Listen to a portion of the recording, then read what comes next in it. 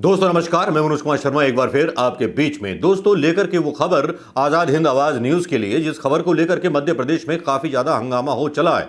मैं आपको बता दूं दोस्तों, वैसे तो कोरोना के इलाज में काफ़ी सारे डॉक्टरों को नियुक्त करने की बात की जा रही थी।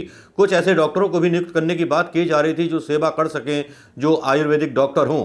लेकिन यहाँ जो डॉक्टर हैं, सरकारी और जूनियर डॉक्टर हैं, उन्हीं को सरकार नहीं संभाल पा रही है। शिवराज सरकार के लिए ये सबसे बड़ा झटका है। जी हाँ, 3000 डॉक्टरों ने, जूनियर डॉक्टरों ने सामूहिक इस्तीफा दे दिया है। हाई कोर्ट ने हालांकि कहा है कि 24 घंटे के अंदर वो काम पर लौटें, लेकिन डॉक्टर हैं कि वो पीछे हटने को तैयार नहीं। उनकी अपनी मांगें हैं और प्रदेश के सभी जूनियर डॉक्टरों ने एक साथ इस्तीफा दिया है, जबलपुर हो या सागर हो या जहां भी हो। गुरुवार को हाई कोर्ट ने इसको हड़ताल को अवैधानिक बताया था। हड़ताल पिछले 3 दिन से चल रही है, इसकी तरफ किसी का ध्यान नहीं गया था।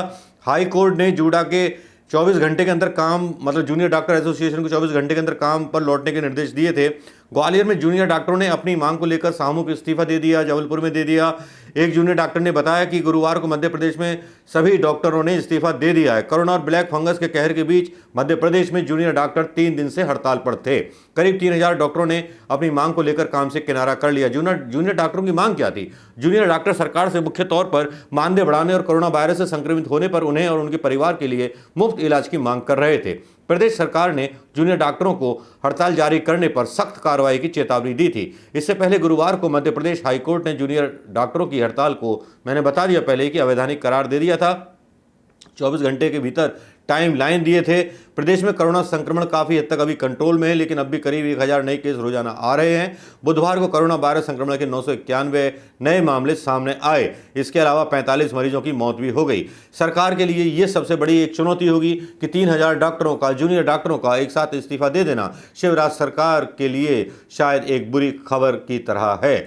बुरी खबर खाली डॉक्टरों की तरफ से नहीं आ रही है, बुरी खबर कुछ ऐसे नेताओं की तरफ से भी आ रही है भारतीय जनता पार्टी के लिए, जो असंवेदनशील बयान दे रहे हैं।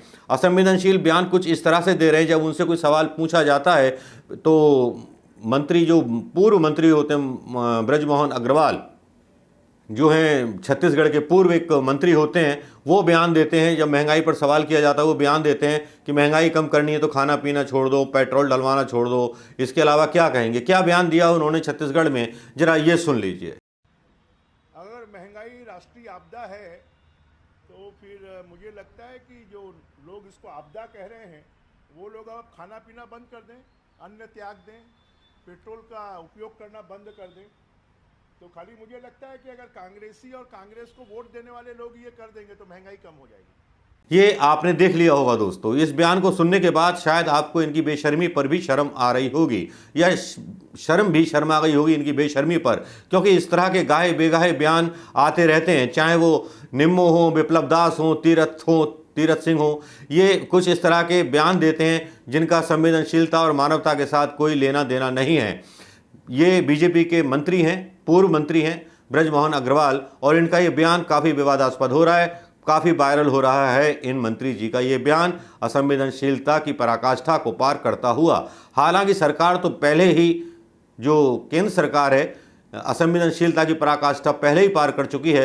ये तो बहुत छोटे से नमूने हैं जुगनू की तरह चमकने वाले, इनके बारे में खैर क्या बात कहें। लेकिन इसी तरह बिहार से भी एक खबर आती है। बिहार में बड़े बड़े दावे किए जाते हैं वैक्सीनेशन को लेकर के, कि जेडीयू के प्रवक्ता चैनलों पर चौड़े होकर के बात करते हैं कि बिहार में हम तो बिना केंद्र से मांगे धनाधन टीके लगा रहे हैं। अब बिहार में जब भास्कर की एक रिपोर्ट आती है तो बिहार में टीके का टोटा बताया जाता है। 8 दिन में 87,000 से, जो 87,000 वैक्सीनेशन हुआ था, वो अब 2200 पहुंच गया है। 18 प्लस का वैक्सीनेशन अब तक हो नहीं पाया है। 1.61 लाख लोगों का ही अभी तक टीकाकरण हो पाया है। चिंताजनक डाउन होता गया है ग्राफ। 25 से लेकर के 2 तारीख तक के आंकड़े हैं, जिसमें 87,000 से लेकर के 22,016 तक का सफ़र टीकों का किस तरह से पूरा किया है बिहार सरकार ने। बिहार सरकार वही सरकार है, नीतीश की सरकार, जो भारतीय जनता पार्टी की सहायता से चल रही है, उसके सहयोग के साथ चल रही है।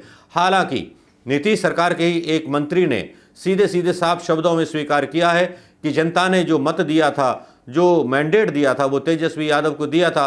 भारतीय जनता पार्टी के लोग तो डांका मार करके बैठ गए इस मत पर। इसी तरह की कुछ बहसें चल रही हैं, लेकिन देखना ये होगा कि जूनियर डॉक्टर एसोसिएशन के डॉक्टरों की हड़ताल से किस तरह निपट पाएंगे मुख्यमंत्री मध्य प्रदेश के शिवराज सिंह चौहान।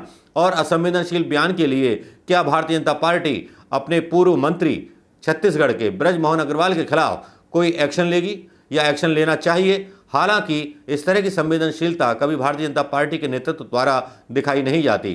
वो एक अलग बात है कि कोरोना से मर रही मौतों के आंकड़े के बीच 7 साल का जश्न मनाने के लिए सरकार के मंत्री से लेकर के संतरी तक लेकर के दनाते हुए अपनी फौज के साथ टीवी के चैनलों पर निकल आते हैं। धाएं दूं बेशर्म होकर के सरकार की झूठी उपलब्धियां गिनाने लगते हैं, भले ही वो झूठी खबरें हो या केवल झूठ बोला जा रहा हो। और एक झूठ का स्तंभ और स्मारक खड़ा कर दिया गया है हिंदुस्तान के सामने। ना कोई विजन है, ना कोई पॉलिसी है। भारत के प्रधानमंत्री को 12वीं की परीक्षा के बारे में बताने के लिए आना पड़ता है। लगता है शिक्षा मंत्री को कोरोना हो गया, कोरोना हो भी गया है। बाकी लगता है कि प्रधानमंत्री मोदी ही अकेले काम कर रहे हैं। ना तो स्वास्थ्य मंत्री है, ना रक्षा मंत्री है, ना कृषि मंत्री है, क्योंकि सारे फैसले प्रधानमंत्री मोदी ही लेते हैं और वही टीवी पर आकर के इसकी घोषणा करते हैं। लगता है सरकार नाम की कोई चीज़ नहीं है, केवल मोदी ही एक ऐसे आदमी है जो 24 घंटे 18 घंटे काम करते हैं और जिन्होंने इतना सारा मंत्रिमंडल जो पाला हुआ है, जो जनता के टैक्स के पैसों से भारी भरकम वेतन लेता है, भारी भरकम सुविधाएं लेता है, वो केवल मटर गश्ती करता हुआ, कंबलों और रजाइयों में पड़ा हुआ, खाटों पर पड़ा हुआ, एसी कमरों की अपनी कुर्सियों पर बैठा बैठा जैसे सो रहा हो और खर्राटे मार रहा हो, उसके पास जैसे कोई काम ही ना हो। लगता है कि देश में सिर्फ एक ही नेता है, एक ही काम करने वाला है, एक ही डॉक्टर है, एक ही आईएएस ऑफिसर है, बस एक ही व्यक्ति है। बाकी हिंदुस्तान में सारे लोग जो हैं निकम्मे हो गए, नकारा हो गए।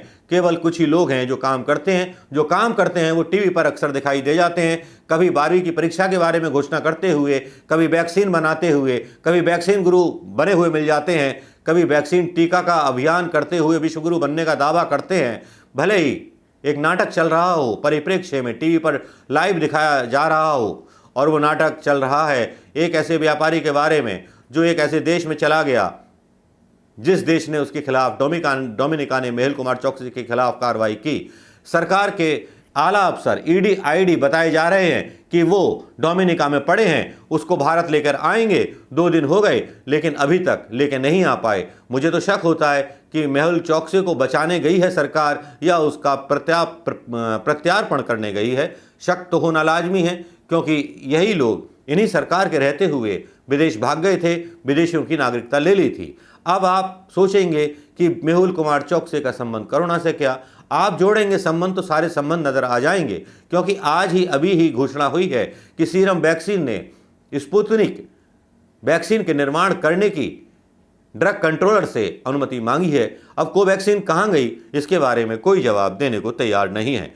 तो दोस्तों, खबर यहीं अंत करते हैं। खबर आपको कैसी लगी ज़रूर बताइएगा और सब्सक्राइब कर लीजिएगा। और अगर आपके पास मेरे नोटिफिकेशन नहीं पहुंचते हैं तो कम से कम गूगल पर जाके सर्च करके नए लेटेस्ट वीडियो आप देख सकते हैं।